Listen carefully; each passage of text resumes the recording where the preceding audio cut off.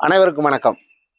இன்றைக்கு இந்தியா முழுவதும் பேசுபொருளாக இருக்கக்கூடியது நீட் தேர்வும், அதனையொட்டி நடக்கின்ற போராட்டங்களும், அதனால் ஏற்படுகின்ற வன்முறைகளும், மாணவர்கள் எதிர்நோக்கும் பிரச்சனைகளும் தான் இன்றைக்கு நாம இந்த காணொலியில பார்க்க போறோம். அதாவது இது நாள் வரைக்கும், அதாவது கடந்த காலங்களில் நீட் தேர்வு வருவதற்கு முன்பாக மருத்துவ படிப்பு என்பது 12ஆம் வகுப்பில் அதிகபட்ச மார்க் எடுத்தவர்கள், அதற்கு பிறகு நடக்கின்ற நுழைவுத் தேர்வு, அதன் அடிப்படையில் அதில் கிடைக்கின்ற உச்சபட்ச மதிப்பெண்கள் இரண்டையும் வைத்து ஒரு கட் ஆஃப் மார்க் உருவாக்கி, அந்த கட் ஆஃப் மதிப்பெண்களில் யார் அதிகம் பெற்றிருக்கிறார்களோ அவர்களுக்கு தான் மருத்துவ சீட்டானது வழங்கப்பட்டு மருத்துவ படிப்பில் ஏற்றுக்கொள்ளப்பட்டது. அதன் பிறகு இப்போது கடந்த ஒரு 5 வருட காலங்களாக நீட் தேர்வானது இந்திய மருத்துவ கவுன்சிலால் உருவாக்கப்பட்டு அதன் அடிப்படையிலேயே மருத்துவக் கல்லூரிகள் நிரப்பப்படுகின்றன.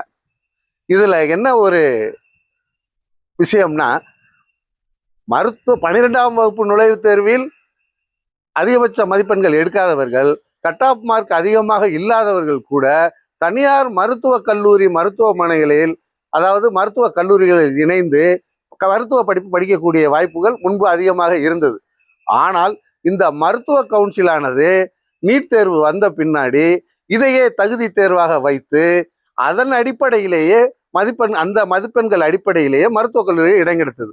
இதில் என்னன்னா, பணம், அதாவது தனியார் மருத்துவக் கல்லூரிகள் கோடிக்கணக்கான பணங்களை பெற்றுக்கொண்டு மருத்துவ மாணவர்களை பயிற்சியை கொடுத்து மருத்துவர்களாக வெளியே அனுப்புகிறது. அதில் திறமையான மருத்துவர்கள் இருக்கின்றார்களா, தகுதியான மருத்துவர்கள் இருக்கிறார்களா என்பது உணர முடியாது, அறிய முடியாது. ஆனால் இந்த பொதுவான மதிப்பெண்கள் அடிப்படையில் நடத்துகின்ற நீட் தேர்வில் ஏழை பணக்காரர் பேதமின்றி அனைவரும் மருத்துவராகலாம் என்கின்ற அமைப்பு உள்ளது. ஆனால் அதே சமயம் இந்த மருத்துவ படிப்பிற்கான நுழைவுத் தேர்வு, அதாவது நீட் எக்ஸாம்ல நம்ம எழுதும் போது அதுக்கான தனித்திறமை தேவைப்படுகின்றது. அதற்கான தனித்திறமை எதனால்னா, அது சிபிஎஸ்இ சிலபஸ் அடிப்படையிலேயே எடுக்கப்படுகிறது. அப்ப அதற்கான அந்த கோச்சிங் சென்டர், அது இப்போ எல்லாம் அந்த மாதிரி கோச்சிங் சென்டர்கள் மிகப்பெரிய நிறுவனங்கள் நடத்தப்படுகிறது. அதாவது அதிகபட்சமான பணங்கள் பெற்றுக்கொண்டு அந்த ட்ரைனிங் அவங்க கொடுக்குறாங்க. ஆனா இப்ப எப்படின்னா, ஏழை எளிய மக்கள் அந்த மாதிரியான கோச்சிங் சென்டர்களுக்கு சென்று படிக்க முடியாத சூழல். அப்ப அதனால என்ன ஆகுது, அதுவும் பொருளாதாரம் மிக்கவர்களால் மட்டுமே படிக்க முடியும் என்ற நிலை ஏற்படுகிறது.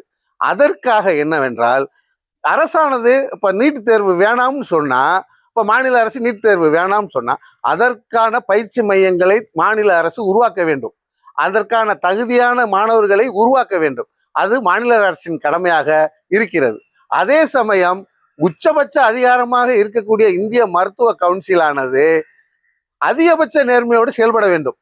அதாவது இது நாள் வரை நீட் தேர்வு நடத்தப்பட்ட பல்வேறு காலகட்டங்களில் வினாத்தாள் கசிவு, முறையாக செயல்பட்டார்களா என்று அறிய முடிவதில்லை. அதாவது எப்படின்னா, நம்ம உச்சபட்சமா அவங்கள நம்பிட்டோம், அப்ப அவங்க என்ன செய்யணும், நேர்மையோட நடந்துக்கிறேன்னு. வினாத்தாள்கள் கசிவு எதனால் ஏற்படுகிறது, நிர்வாக குறைபாடுகளால் மட்டுமே வினாத்தாள் கசிவு ஏற்படும். அப்ப அந்த மாதிரியான வினாத்தாள் கசிவினை இந்திய மருத்துவ கவுன்சில் நிறுத்த வேண்டும். அதற்கு பின்பாக இறுதிபட்ச, அதாவது ஜட்ஜ்மெண்ட் கொடுக்கிற நீதிபதியே மருத்துவ கவுன்சில் இருக்கிறதுனால அவங்கள்ட்ட நீதி மட்டும்தான் இருக்கணும். அதற்காக நிதியை பெற்றுக்கொண்டோ அதாவது தன்னுடைய அதிகாரத்தை பயன்படுத்தியோ மருத்துவ மாணவர்கள் சேர்க்கை இருக்கக்கூடாது என்பதைத்தான் இந்த இடத்திலே நாங்கள் தெரியப்படுத்துகிறோம்.